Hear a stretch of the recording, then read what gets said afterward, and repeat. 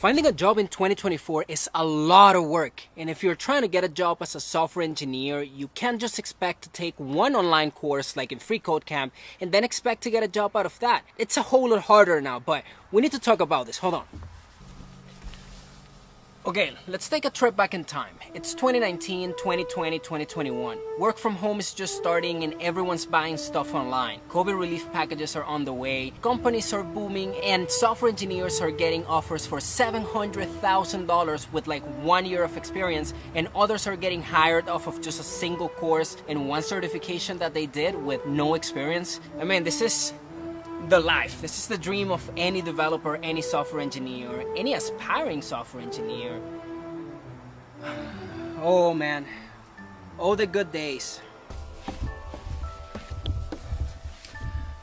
Fast forward to 2024 and the world has changed completely. Companies have fired a ton of those high contracts and moved a lot of their operations to India or South America, where they can just simply pay their employees a whole lot less. 10,000 candidates apply every single day and the competition is tough. Hundreds of developers who just took one course online on HTML and CSS are flooding the job listings, making it a whole lot harder for recruiters to spot real good candidates and a whole lot harder for you to stand out. It's a bit insane, I have to say. Things are no longer as pretty as they used to be, and I don't know if I like that.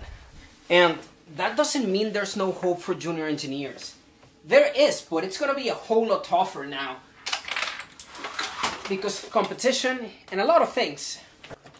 So I found this post on Reddit and I wanted to give my thoughts about it because it really pisses me off to read these comments. Don't waste your time. You need a bachelor's degree, 4 years of schooling. You need 1 to 3 internships during your time in college. You need to compete with 10,000 more students with 50 jobs applications you're applying for. Not to be Debbie Downer, but less than 5%. Yes, shit's hard right now, but these comments are just discouraging a bunch of new engineers from going into the field, and we still need so many. What's gonna happen when all of these senior engineers leave the company or retire and now we have nobody to work? This is just madness. I mean, the field is still such an amazing one. Companies are booming, they're hiring a lot, and no, you don't need a degree to be successful. Okay, let's take a look at this post. I am 24 years old and I'm currently working as a restaurant manager in California, earning about 6 to 7 grand a month. I can potentially open a business in a couple of years and have a decent path with this job, but I just cannot imagine myself doing all these. I have no degree, no experience whatsoever. What are realistic ways to start working as a software engineer? I've read some Reddit posts and it seems like learning to code using free courses online, post my code journey on a community platform to share with others, potentially earn advice, start doing projects, make a decent portfolio, and apply for jobs. These are the most practical ways. For those who are in software engineer career, could you please give me realistic advice? I can't study full-time, unfortunately, since I have to work 40 to 50 hours a week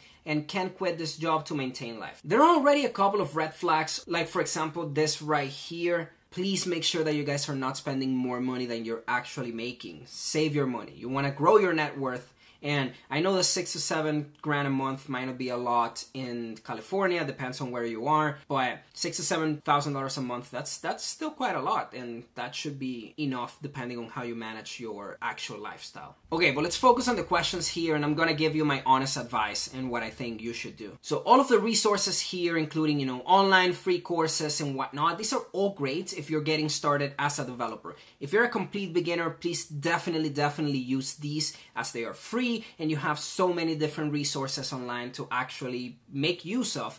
So make sure that you're actually using them. There are platforms like FreeCodeCamp and Codecademy that you should definitely take a look at because they're very good. Besides learning how to code, you want to focus on the programming patterns behind a lot of the problems that you will encounter in interviews, as well as when you're preparing doing lead code problems. Yes, lead code problems suck, but you will be tested on them. And if you want to land a job as a software engineer and you don't have a degree, then you have to work twice as hard as everyone else to actually prepare yourself and show that you're a capable developer, even though you don't have a bachelor's degree to account for. This user also mentions that they can't study full-time, unfortunately, since they have to work 40 to 50 hours a week every week. So this is a tricky one, and it really depends on how much time you have and how bad you want to be a software engineer. Like, what are your goals and when do you see yourself applying to these interviews and actually getting ready? Because that will depend a lot on how much time you actually have to dedicate to this. If you're not in a rush, I typically recommend studying for at least an hour a day, and that can be for about 3 months.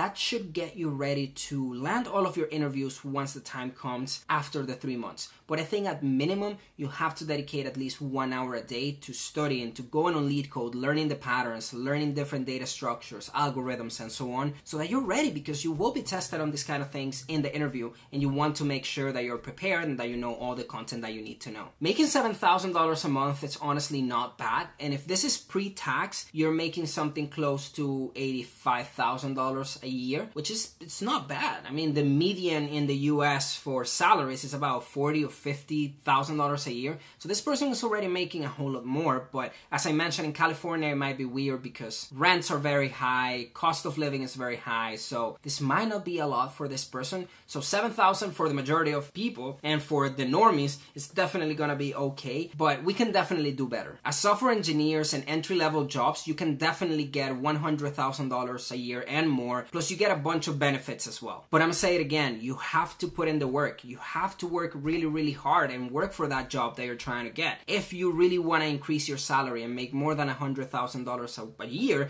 with software or whatever other career, you are going to have to work hard. You can't just sit down and hope for the best and hope for some recruiter to reach out to you. You have to do the work and actually go out there and get your job. But you have to put in the work. No way around it. In my current role, I've had the chance to interview hundreds of candidates, as well as have interacted closely with a lot of our recruiters in our talent acquisition teams. This has given me a great insight into what a successful candidate should look like, what they need to know, and how to improve their chances of actually landing a job. Even in this market, yes, even in this economy. So instead of spending hours applying to everything and anything, try to do these things to actually improve your chances of success and make sure that you can land that job that you've been looking for. So instead of spending hours applying to everything and anything non-stop, try to do these things to actually improve your chances of success and land the job. The number one mistake I see most people looking for a job do is not pay enough attention to their LinkedIn public profile. This is the main way that companies and recruiters look at you and they verify that you are who you say you are. This place needs to be sharp. But there are some key areas that you should focus on. These are the profile picture, the header, the title, the bio, and the posts. Be very careful with the posts. I was talking to a recruiter the other day, and she was telling me how they found this amazing candidate. The candidate had all of the qualities that they were looking for. She finishes the search and submits the candidate to her manager to try and look at it, make sure, do a double check, validation, and then eventually send them up to the hiring manager. Couple hours after, the manager reaches back to the recruiter and asks if they had actually checked the public LinkedIn profile of this person.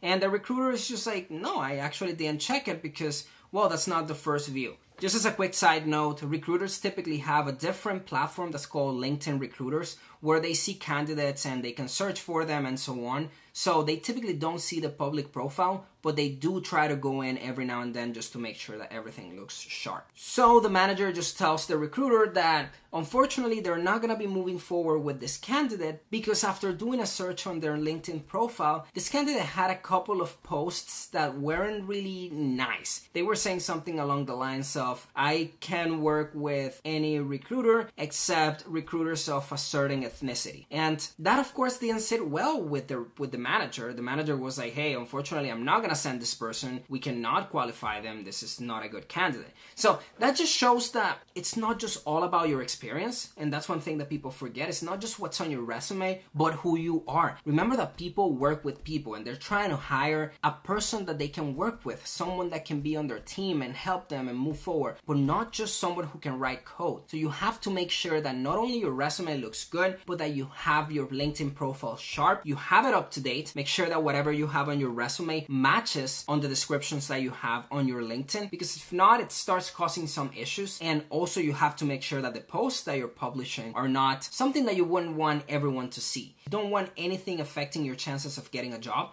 and we want to make sure that with all of the competition, we're putting ourselves ahead. So let's try to improve your chances. Let's not mess up for dumb stuff. It's not really worth it.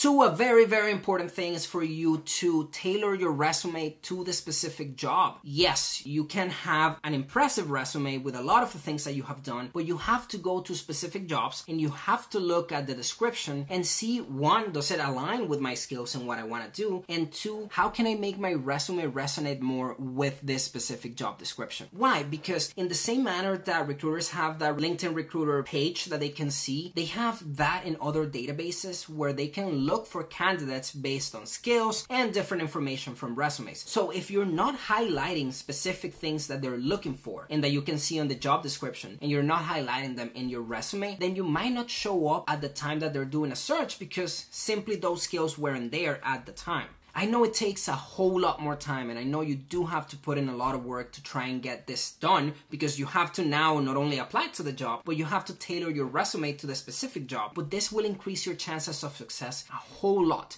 And you don't have to do this by hand all the time. You can grab your current resume, grab the job description, drop it on ChatGPT, and ask it to rewrite your resume with more keywords from the job description. Of course, you want to make sure that you're not lying and that you're not saying that you can do something that you can't, because, well, that will definitely come up and you don't want to lose that relationship with the recruiter. But you want to make sure that you're tailoring your resume and highlighting the specific things that they want to see. If they're talking about microservices and building microservices and you have worked with microservices before, maybe you didn't really specify it in the resume at the time, but you want to now make sure that you're highlighting that. Maybe you did have the experience, but you were focusing on something different on your resume. Make sure that you're now tailoring it to the specific job description. Don't have just a random generic resume that you're putting everywhere. Make sure that your resume speaks to that specific job description. That way you improve your chances. Otherwise, you're going to be competing with tons and tons of other people who are doing the exact same thing, and if you don't put in the time to actually read the job description, actually fix your resume for it, then how can a company say that you're going to put in the time and the work to do anything within the company, right?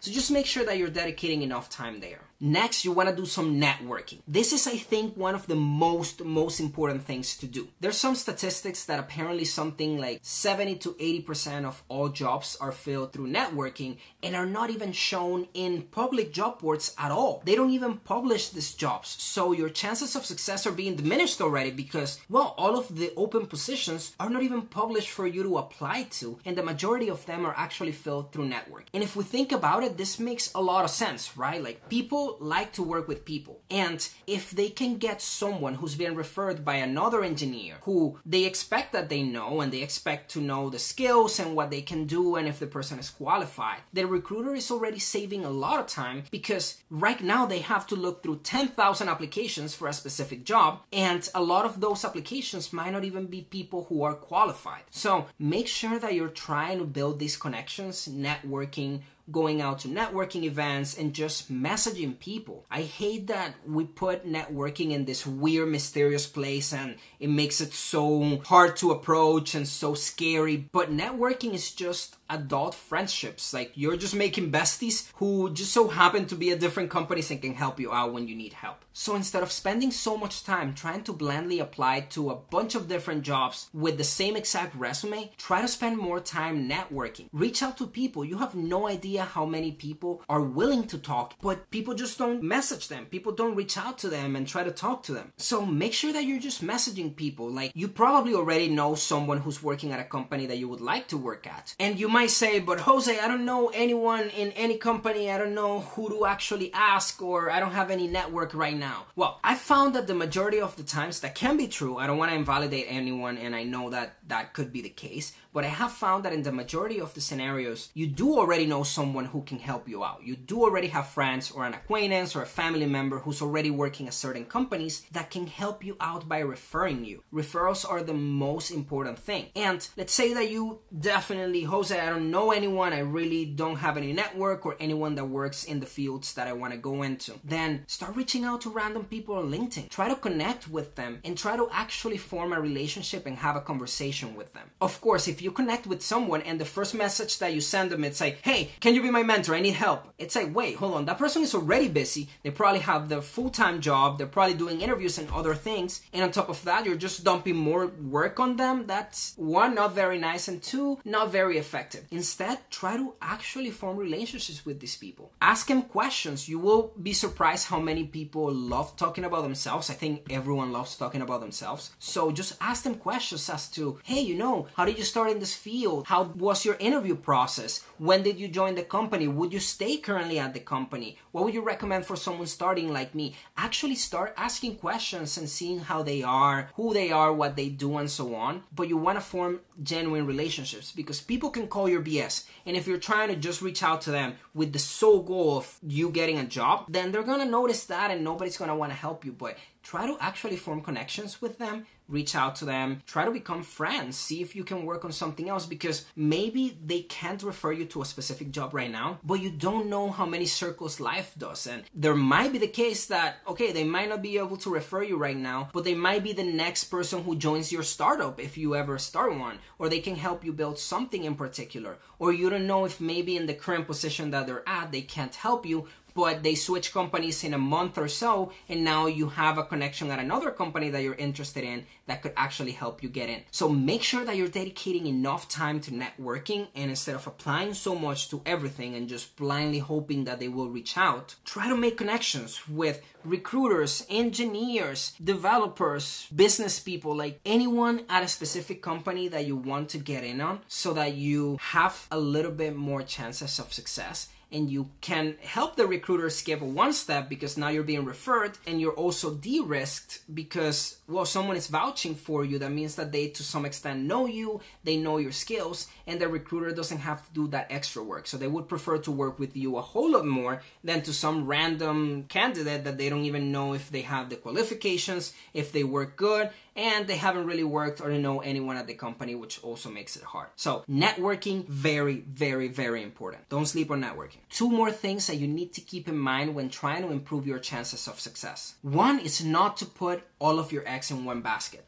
I know that you have been applying to a lot of different positions, but if you have one company in mind, right, it's good to have a goal. It's good to know that, let's say I want to get into Google, and that's your end goal, but don't put all your eggs in one basket. Don't assume that that's the only place that you can actually apply to. There are so many other good options that you can actually go for as well, and you're increasing your chances. So I'll tell you a short story. My brother, he's currently at Google working as a senior engineer, but before he actually joined that position, he applied 3 different times to Google. All of them, he got rejected. First time, he hadn't studied, so when he went into the interview, of course, he wasn't prepared, and he bombed the interview. Second time, he was actually prepared. He actually spent the time, but who knows, maybe the interviewer was mad, maybe other candidates that had also interviewed with him were just as good, any other reason, but second time he also got rejected. Third time he also got rejected for whatever reason, but the next time he applied and he actually got in.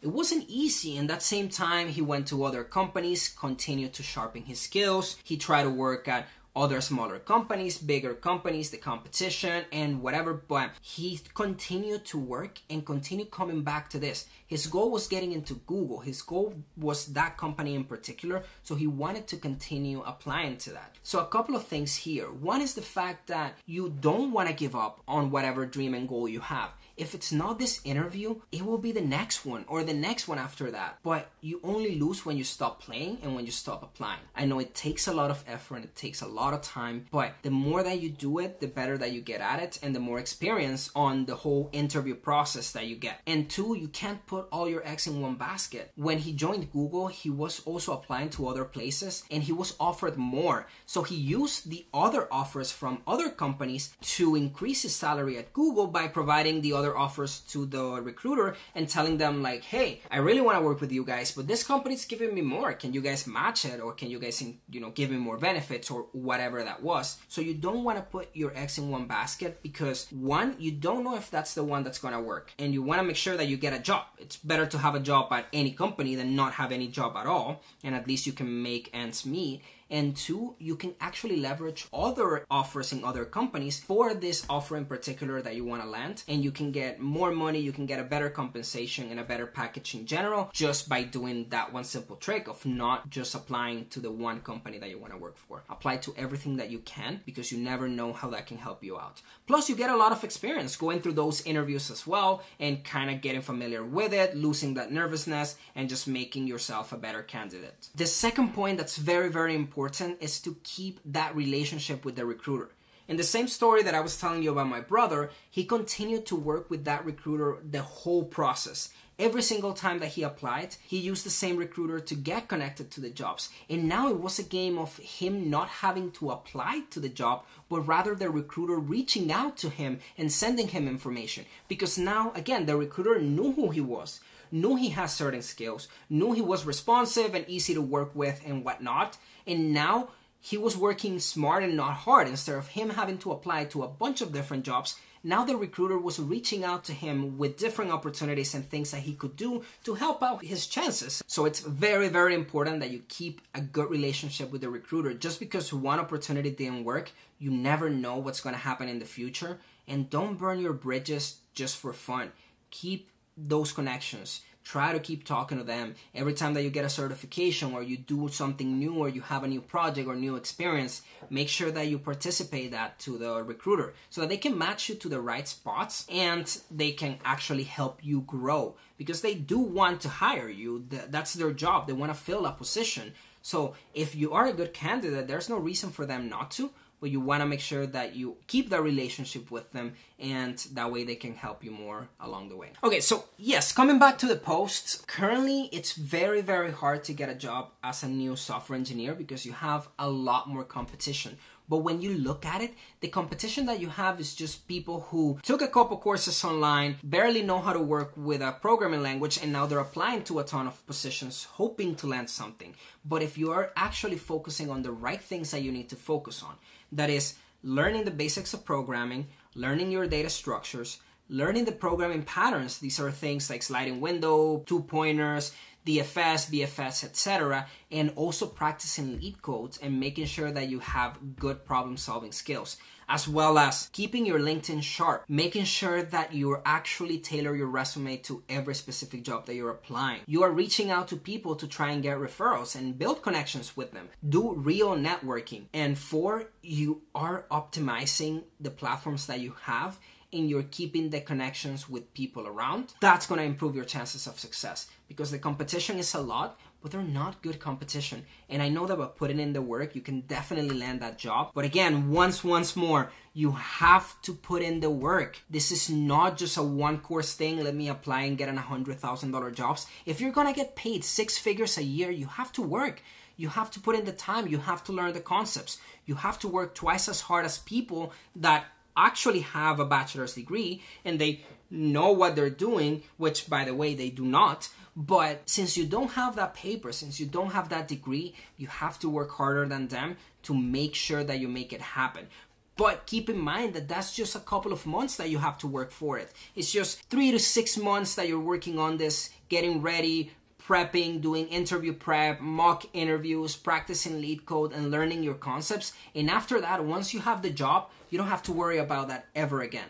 So make sure that you put in the work. Make sure that you're keeping track of your LinkedIn profiles, that you're doing what you need to do to go above and beyond and actually do more than what the other 10,000 candidates are doing, because you want to stand out. I know you can do it. I know you know the concepts. You just have to put in the work. Thank you very much. Stay curious, and I'll see you on the next one.